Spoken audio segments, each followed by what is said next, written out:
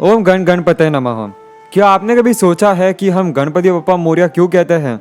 चलिए इसके पीछे की कहानी को देखते हैं। मोरया शब्द सूचित करता है श्री गणेश के सबसे प्रिय भक्त से, जिनका नाम था मोरया गोसावी। मोरया गोसावी की भक्ति भगवान गणेश के लिए उनके फितूर से कम नहीं थी। मोरया गोसावी जी के माता पिता यानी कि वामन भट्ट और पार्वती बाई को एक पुत्र की आशा थी और किसी ने उनको ये कहा था कि मोर गांव में मोरेश्वर यानी गणेश भगवान की पूजा और सेवा करने से पुत्र प्राप्ति होती है।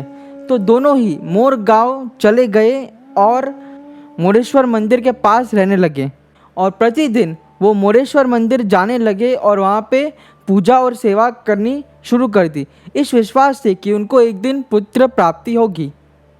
भगवान गणेश पार्वती बाई और वामन भट्ट की भक्ति से इतने प्रभावित हुए कि वे एक रात उनके सपने में आए और उनको पुत्र का वरदान दिया।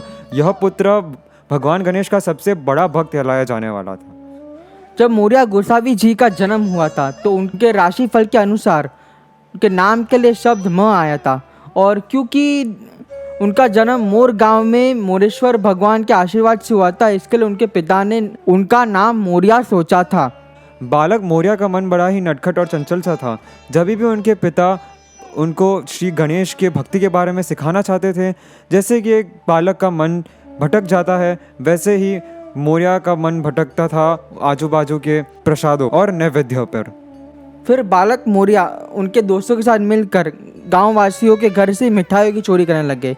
गांव वासी उनसे परेशान होकर उनके माता पिता के पास उनकी शिकायत लेकर आए। फिर वामन भट्ट उनसे बड़े क्रोधित हुए और एक रात के लिए उनको भूखा पेट सोने का दंड दिया। उनकी माता पार्वती ने सोचा कि वे अपने बालक मोरया के लिए उनके मनपसंद भोजन बनाएंगे, क्योंकि बालक मोरया मन और पेट दोनों भर के खा सके। जब वामन भट्ट और पार्वती बाई गहरी नींद में सो गए थे, तब बालक मोरया ने चुपके से रसोई में घुस के धीरे धीरे एक एक भोजन खाना चालू कर दिया। पर अधिक खाने के कारण बालक मोरया के पेट में इतना दर्द हुआ कि वे उसे बर्दाश्त नहीं कर सकते थे। फिर वामन भट्ट ने कई सारे वैद्यों को बुलाया, पर वो बालक मोरया का इलाज नहीं कर पाए। फिर वामन भट्ट ने गणेश भगवान का स्मरण किया और उसी समय उनके कुटिया में मुनिवर भारती गोसावी जी पधारे। भारती गोसावी जी ने बालक मोरया का इलाज किया और बालक मोरया ने गोसावी जी को अपना गुरु मान लिया। गोसावी जी ने गणेश जी की भक्ति आराधना और पूजा के लिए बालक मोरया का मार्गदर्शन किया और उसी दिन से बालक मोरया मोरया गोसावी जी के नाम से जानने लगा। उस दिन से मोरया गोसावी जी श्री गणेश जी की भक्ति में लीन हो गए। प्रतिदिन वह मोरेश्वर मंदिर श्री गणेश जी के भक्ति के लिए जाते थे और उन्हें भोग चढ़ाने जाते थे। उनको यह बात का पूरा यकीन था कि श्री गणेश जी एक दिन उनके सामने आएंगे और उनकी साक्षात दर्शन देंगे।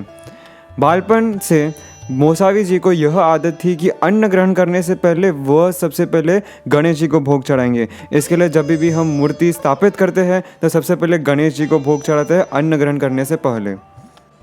उनकी ऐसी भक्ति देखकर लोग उनका मजाक उड़ाते थे, पर उनको एक विश्वास था कि वो एक दिन गणेश भगवान उनको साक्षात दर्शन जरूर देंगे।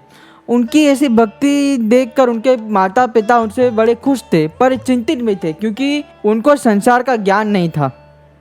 फिर गोसावी जी के माता पिता ने यह निर्णय लिया कि वे उनका विवाह करा देंगे। यह विवाह का कारण था कि वे अपने बेटे के जिंदगी में परिवर्तन देखना चाहते थे। यह विवाह के लिए गोसावी जी ने अपनी सहमति दे दी, पर उनका यह शर्त था कि जब तक श्री गणेश उनके विवाह के लिए अनुमति नहीं देंगे तब तक वे विवाह नहीं करेंगे। मोरया जी विवाह करने के लिए तैयार होते हैं, पर विवाह से पहले वो कन्या को ये चेतावनी देते हैं कि वो गणेश भगवान की भक्ति में बड़े लीन रहते हैं। ये सब जानने के बावजूद भी वो कन्या उनसे विवाह करने के लिए सहमति जताती हैं। गोसावी जी श्री गणेश जी के भक्ति में इतने मग्न थे कि उनको अपने संसार के बारे में ना कोई जानकारी थी। उनकी पत्नी यह बात से तंग आ गई थी क्योंकि वे हमेशा प्रयास करती थी अपने पति को प्रभावित करने का। उन्होंने फिर यह निर्णय लिया कि वे अपने पति से अलग हो जाएंगे। श्री गोसावी जी के पिता ने उन्हें समझाया कि उनके संसार में उनको योग्य संतुलन करना बहुत ज़रूरी है, पर गोसावी जी ने अपने पिता की एक ना सुनी और वे अपने भक्ति में लौट गए और उनके पत्नी ने उनका त्याग किया। बड़े प्रयास करने के बाद भी मोरया जी को गणपति बाप्पा के दर्शन नहीं हुए। तो उनके जो गुरु है गोसावी जी, उन्होंने इनके सलाह दी कि थयूर वन में मुदा नदी के पास 42 दिन का स्मरण गणेश जी का करने के बाद उनको गणेश जी के दर्शन हो जाएंगे। 42 दिन होने के बाद भी उनको दर्शन नहीं हुए। तभी गोसावी जी ने उनको उनकी एक भूल रियलाइज़ करवाई, ये कि उन्होंने कहा कि उन्होंने कोई कसर भक्ति में नहीं छोड़ी, बस सिर्फ एक भूल की, वो कि उन्होंने सांसारिक जीवन, व्यवहारिक जीवन और भक्ति के बीच में बैलेंस नहीं किया। गणेश जी उन्हीं लोगों को दर्शन देते हैं जो भक्ति और सांसारिक वैवाहिक जीवन का बैलेंस रखते हैं। श्री गोसावी जी को उनके अपने गलती का एहसास हुआ और वे अपने पत्नी को क्षमा मांगने गए। उनकी पत्नी ने बड़े प्यार से उनके क्षमा को स्वीकार किया और वे उनके साथ घर आ गए। उस दिन से गोसावी जी ने यह निर्णय लिया कि वे अपने भक्ति और पारिवारिक जीवन के ऊपर ध्यान देंगे। पर बड़े दुख से जैसे समय बीता, उनकी माता पिता की मृत्यु हो गई। मोरया जी अपने सांसारिक जीवन, व्यवहारिक जीवन और भक्ति में प्रॉपर बैलेंस करने लगे। उनको एक बेटा हुआ और उनका नाम था चिंतामणि। चिंतामणि बड़ा हुआ और उसको भी 2 पुत्र हुए और वो भी उनके पिता की तरह भक्ति, वैवाहिक जीवन और सांसारिक जीवन में बैलेंस करने लगा। फिर गोसावी जी बूढ़े होते गए, पर वे अपने बुढ़ापे में भी आत्मनिर्भर रहना चाहते थे। उन्होंने भगवान श्री गणेश की भक्ति करना कभी बंद ही नहीं किया, पर लोग फिर भी उनका मजाक उड़ाते थे।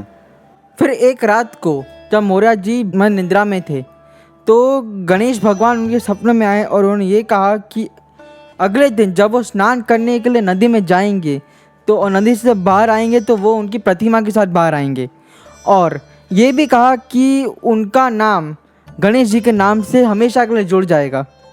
पर लोग फिर भी उनका मजाक उड़ाते थे और यह बात पे यकीन ही नहीं करते थे कि श्री गणेश साक्षात गोसावी जी को आके अपना दर्शन देंगे। अगले दिन एक बहुत बड़ी समस्या हो गई और मोरेश्वर मंदिर तक कोई पहुंच ही नहीं पाया था, क्योंकि मोरेश्वर मंदिर में पहुंचने के लिए जिस पुल से लोग गुजरते हैं वह पुल ही टूट गया था। मोरया जी स्नान के लिए निकल गए और ये कहते गए लोगों को कि आज उन्हें बाप्पा उनके ज़रूर साक्षात दर्शन देंगे, पर फिर भी लोगों ने उनका विश्वास नहीं किया और उनके मजाक उड़ाए। पर फिर भी गांववासी और उनके परिवारजन सब उनके साथ नदी तक गए। जब मोरया जी ने स्नान करने के लिए नदी में डुबकी लगाई और जैसे ही वो बाहर आए तब उनके हाथों में मोरेश्वर मंदिर की स्थापित प्रतिमा थी। मोर गांव के निवासियों ने जब यह देखा तब वे आश्चर्यचकित हो गए थे और उनको यह बात का यकीन हो गया कि मोरया गोसावी जी की इतने साल की तपस्या सफल हो गई। मोरया गांव के वासियों ने इस साक्षात्कार को देखकर गणपति बप्पा मोरया की घोषणा की और यह घोषणा लेजेंडरी हो गई। हम यह खूबसूरत परंपरा को 22वीं सदी तक भी चलाते आ रहे हैं और गणपति बप्पा के नाम के साथ मोरया को भी जोड़ देते हैं। फिर मोरया जी के पुत्र ने चिंतामणि ने मोर गांव में एक और गणेश भगवान का मंदिर स्थापित किया और मोरया जी ने उनका बड़ा अच्छे से ध्यान रखा। फिर एक दिन गणपति बाप्पा के एक और बड़े भक्त जो कि संत तुकाराम है वो पधारे।